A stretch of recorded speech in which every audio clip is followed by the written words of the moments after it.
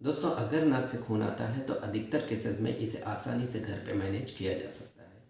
लेकिन 10 ऐसे संकेत या 10 ऐसे तरह के नाक से आने वाले खून जब आपको अपने नज़दीकी ईएनटी सर्जन को मिलना ज़रूरी है, इसके बारे में हम एक अलग वीडियो में बात कर चुके हैं। आप वो ज़रूर देखें। नाक से आने वाला खून ट्रॉमेटिक नेज़ल ब्लीडिंग अगर है, यानी किसी तरह की चोट या एक्सीडेंट के बाद नाक से खून आ रहा है, तो ऐसे में कुछ और बातों का भी ध्यान रखना होता है, जैसे कि कहीं मरीज़ बेहोश तो नहीं हो गया है, या मरीज़ की रीढ़ की हड्डी या स्पाइनल इंजरी हो, या मरीज़ में शॉक के सिम्टम्स आ रहे हों। तो ऐसे में मैनेजमेंट थोड़ा चेंज हो जाता है। यहाँ पर हम बात उन मरीज़ों की कर रहे हैं जिनकी नाक से अचानक ही ब्लड आने लगता है। अदरवाइज़ वो हेल्दी होते हैं, होशो हवास में होते हैं, उनमें और कोई परेशानी नहीं होती है। तो नंबर 1, डोंट पैनिक, यानी घबराना नहीं है। घबराने से आपका ब्लड प्रेशर बढ़ता है। ब्लड प्रेशर बढ़ने से नाक के अंदर ब्लड की सप्लाई बढ़ जाती है। ऐसे में नाक से गिरने वाला खून ज़्यादा देर तक चल सकता है। घबराना इसलिए भी नहीं है क्योंकि 99% केसेस में नाक से खून आने का कारण कोई गंभीर बीमारी नहीं होती है, और अधिकतर केसेस में जो नाक से खून आता है वो कम होता है।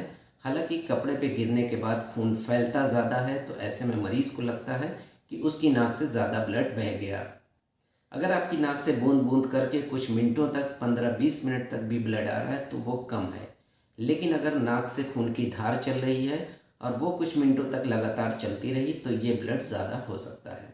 नंबर 2, लिटाना नहीं है। जब हम बैठे होते हैं तो हमारे दिल से लेकर के नाक तक खून को चढ़ना पड़ता है, लेकिन जब हम लेट जाते हैं तो हमारा दिल और नोज़ एक सीध में आ जाते हैं। ऐसे में नाक में ब्लड की सप्लाई बढ़ जाती है और नाक से ज़्यादा देर तक ब्लीडिंग हो सकती है।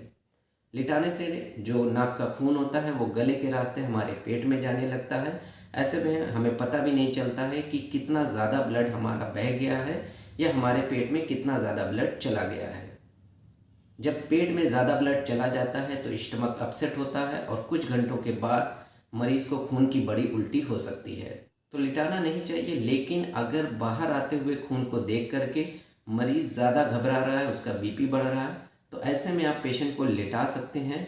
लेकिन 5-10 मिनट के बाद मरीज़ को बिठाल करके सर को आगे झुका करके चेक करिए कि नाक से आने वाला खून बंद हुआ या नहीं।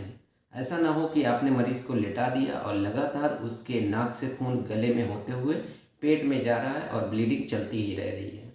नंबर 3, जब नाक में ब्लीडिंग होती है तो वो ब्लड नाक के अंदर जमने लगता है। ऐसे में नाक में इरिटेशन होता है, ब्लॉकेज होता है।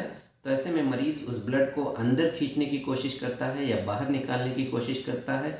इसके लिए मरीज़ इस तरह खींचता है या नोज़ को ब्लो करता है, छिनकता है बाहर की तरफ। तो ये बिल्कुल नहीं करना है। अगर आप जमे हुए ब्लड को हटाएंगे तो ऐसे में दोबारा से ब्लीडिंग शुरू हो सकती है। तो नाक के अंदर जो ब्लड जमा है उसे वैसे ही रहने देना है और मुंह से सांस लेना है। नाक के अंदर जमा हुआ ब्लड अपने आप धीरे धीरे वो क्लॉट सिकुड़ जाएगा और धीरे धीरे वो साफ हो जाता है।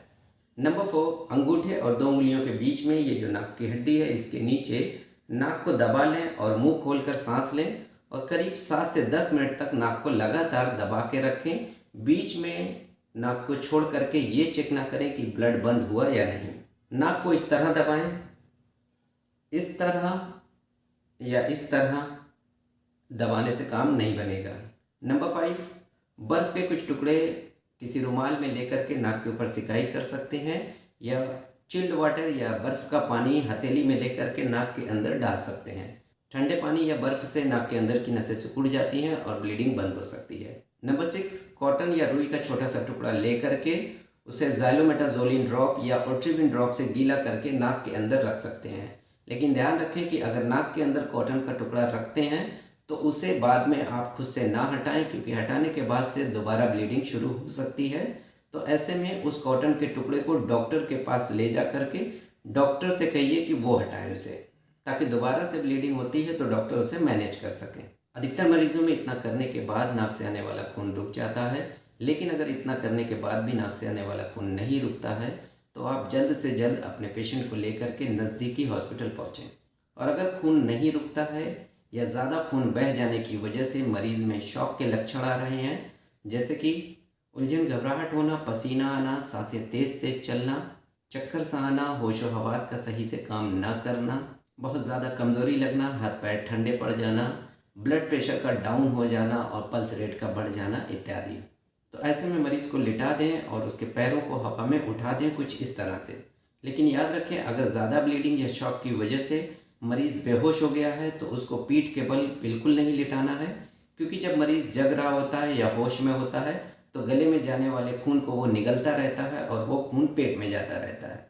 लेकिन अगर कोई पेशेंट बेहोश हो गया है तो गले में जाने वाला खून सांस के रास्ते होते हुए फेफड़ों में चला जाता है और इससे ज़्यादा प्रॉब्लम हो सकती है। तो ऐसे में अगर नाक से खून आ रहा है और मरीज़ बेहोश हो गया है तो उसे पेट के बल लिटाएं, ताकि नाक से आने वाला खून बाहर गिरता रहे, गले में या फेफड़ों में न जाए। जब नाक से आने वाला खून रुक जाता है तो उसके बाद अगले कुछ दिनों तक मरीज़ को कुछ परहेज़ रखने होते हैं, ताकि दोबारा से नाक से खून ना शुरू हो। नंबर 1, अगले 1-2 दिनों तक मरीज़ को कुछ भी गर्म खाने पीने को नहीं देना है, क्योंकि गर्मी की वजह से हमारी नाक की नसें फैलती हैं और दोबारा से नाक से ब्लीडिंग शुरू हो सकती है।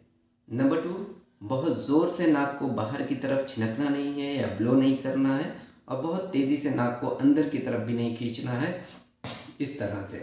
नंबर 3, छींकते समय मुंह को खुला रखना है, ताकि ज़्यादा हवा का प्रेशर मुंह से रिलीज़ हो, नाक में हवा का ज़्यादा दबाव ना जाए। नंबर 4, कोई भारी सामान नहीं उठाना है, आगे को झुकना नहीं है, और लैट्रिन के टाइम पे ज़्यादा ज़ोर नहीं लगाना है। अगर कॉन्स्टिपेशन की प्रॉब्लम हो तो लूज स्टूल करने वाली कुछ सिरप्स या दवाएं ले सकते हैं।